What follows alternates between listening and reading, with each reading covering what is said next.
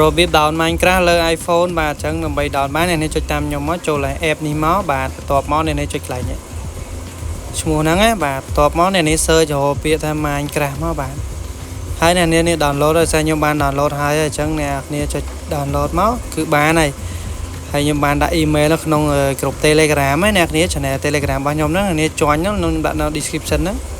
អ្នក join ទៅខ្ញុំបរៀនហើយដោយសារតែខ្ញុំអត់អាចប្រាប់លើនេះបានទេរបៀបដាក់ email ហ្នឹងដោយសារតែ email នេះគឺខ្ញុំបានយកមកពីស្រុកគេអញ្ចឹងណា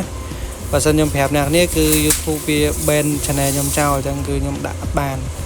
តែគឺអ្នកគ្នាធ្វើតាមខ្ញុំប្រាប់មកគឺបាន 100% ហើយបាទនេះគឺខ្ញុំ download ហើយលើ iPhone បាទនេះអញ្ចឹងគឺចូលតាមនឹងមកខ្ញុំបង្កើត email បង្កើតឈ្មោះមកបាទsign up sign អីមកដើម្បីលេងបាននេះអញ្ចឹងដោយសារខ្ញុំបង្កើតហើយអញ្ចឹងខ្ញុំអត់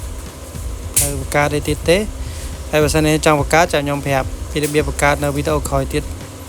បើសិនជាអ្នកនេះចង់ដឹងអញ្ចឹងណាបាទអញ្ចឹងគឺចូលបានហើយនេះអញ្ចឹងគឺចូលដំបូងមកគឺចុចបែបហ្នឹងណាអ្នកបើយើងអត់មាន account ក៏លេតបាទបាទអញ្ចឹង download បានជោគជ័យហើយអ្នកគ្នាអញ្ចឹងអ្នកគ្នាបើសិនជាអ្នកគ្នាពេញចិត្តកុំភ្លេចចុច like ចុច subscribe channel ខ្ញុំម្នាក់មួយផងហើយ comment នៅខាងក្រោមមកចាំខ្ញុំប្រាប់អ្នកគ្នារបៀប down ឬក៏របៀបផ្សេងទៀតបាទហើយក៏ខ្ញុំមានលេងនៅលើ channel ហ្នឹងដែរអ្នកគ្នាកុំភ្លេច subscribe ដាក់សញ្ញាកណ្ដឹងមកបាទលើបងដើរនេះចូលដំបងរៀងយឺតតិចណានេះវារៀង slow តិចតែយូរទៅវាដើរលឿនវិញលេងយូរទៅតាម speed ទូរស័ព្ទដែរដោយសារទូរស័ព្ទខ្ញុំរៀងទាបអញ្ចឹងចូលទៅវារៀងយូរដែរបាទអញ្ចឹងខ្ញុំចូលមកបង្កើត world បង្កើតឈ្មោះដាក់អីមកបាទអញ្ចឹងចូលមកនេះអញ្ចឹងគឺលេងបានហើយលើ iPhone បាទ